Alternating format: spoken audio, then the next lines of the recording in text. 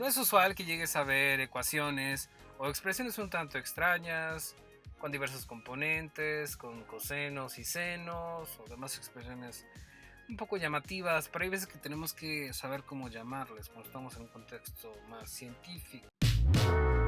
Samurai Kaiser presents Math Reading. En esta ocasión leeremos cómo se leen ciertas ecuaciones, cómo se dicen ciertos términos dentro de una ecuación. Ya sabemos esto. ¿Esto cómo se dice? 3x squared. Pero ¿sabemos cómo se dice en cada una de sus partes? El 3 is called a coefficient. X is the variable. And the squared is the exponent. So you have the coefficient, the variable, and the exponent. Y a todo esto se le llama como un término. Se le dice que es un término, a term. En este caso, 5 sería una constante, it's just a constant. Y por ejemplo aquí ya estamos en una ecuación cuadrática que se le diría como una second degree equation. A second degree equation. También se le podría llamar a quadratic equation. This is a third order equation. Remember that degree and order are two different things. I'm not going to delve into this discussion here, but the order and the degree of an equation are totally different things. This case is a monomial. Monomial. This is a binomial. And this is a trinomial. And this is a polynomial. When you have more than 3 expressions, more than 3 terms in your expression, then that would be a polynomial. If you're liking the video and you think this is being totally helpful, subscribe.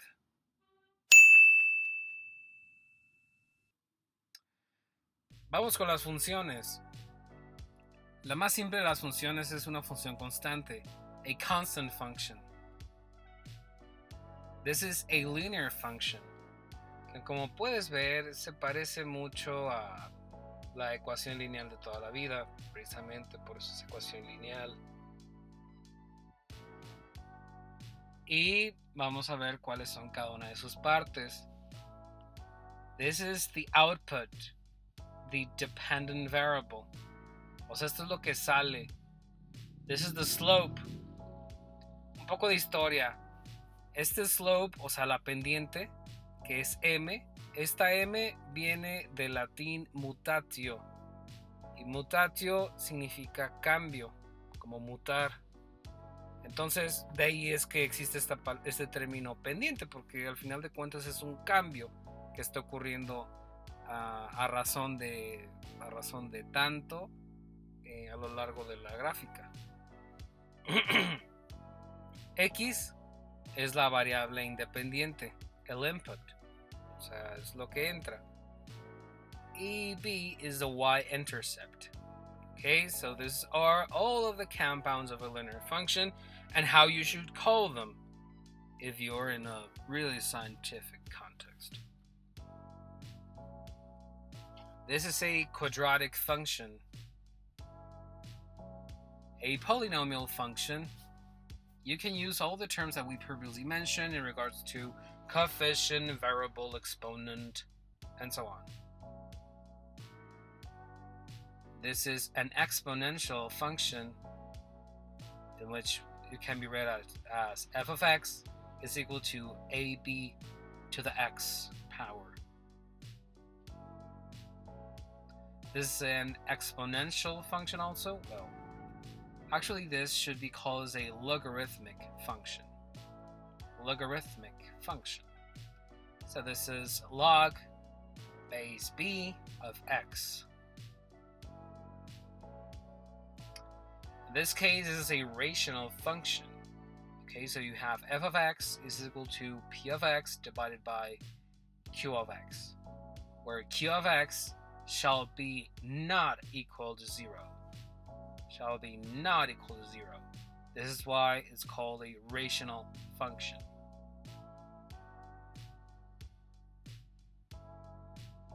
Y tenemos una de las más sencillitas, que son las trigonométricas. Estas son las funciones más sencillas, las más comunes, las cuales son seno, coseno, tangente, sine, cosine and tangent. Claro que hay más, pero no las veremos en este video, sino uno posterior. Answers from the previous video. In the previous video, we had the following structure of a derivative. It's kind of complex, to be honest. I actually saw this in an exam when I was in high school. I really liked it. Well, la manera como se tiene que decir esto, como se tiene que leer es the 25th or the 25th derivative with respect to x of the natural logarithm of the reciprocal of x squared plus 1. Okay, in this case, this is a really technical manner of reading it, but there are also some other much easier ways to say it. You could have said just something like the 25th derivative with respect to the natural logarithm of 1 over x squared plus 1. What I said in here, the reciprocal, I mean, it's true, because the reciprocal of this expression would be x squared plus 1. And so the reciprocal of this expression is when you have in the way of, in the manner where the numerator now is on the denominator. Okay, that's where we're calling it as the reciprocal. It's a fancier way of reading it,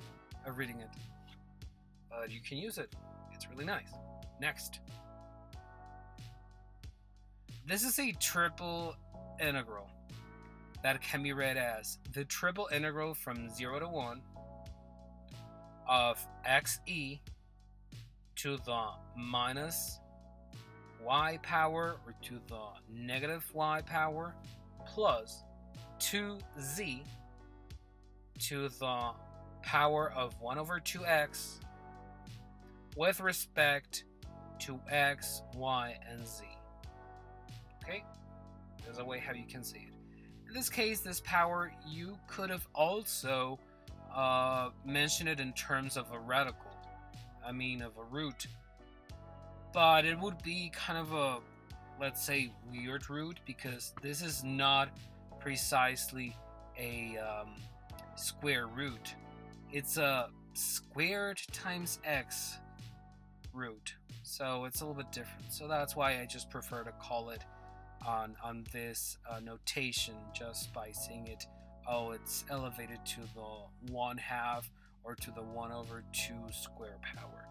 Okay? Next, this is a closed line integral.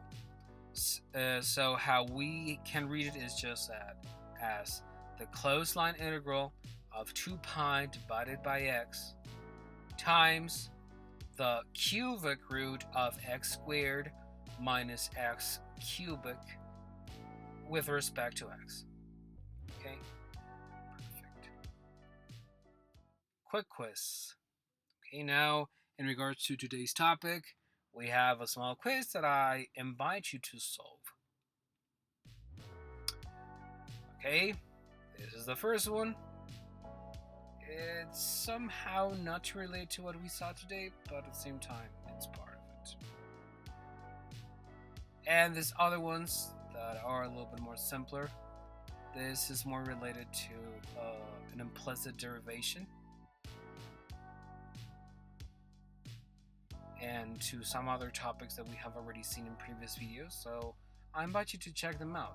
It's always important to recap everything together.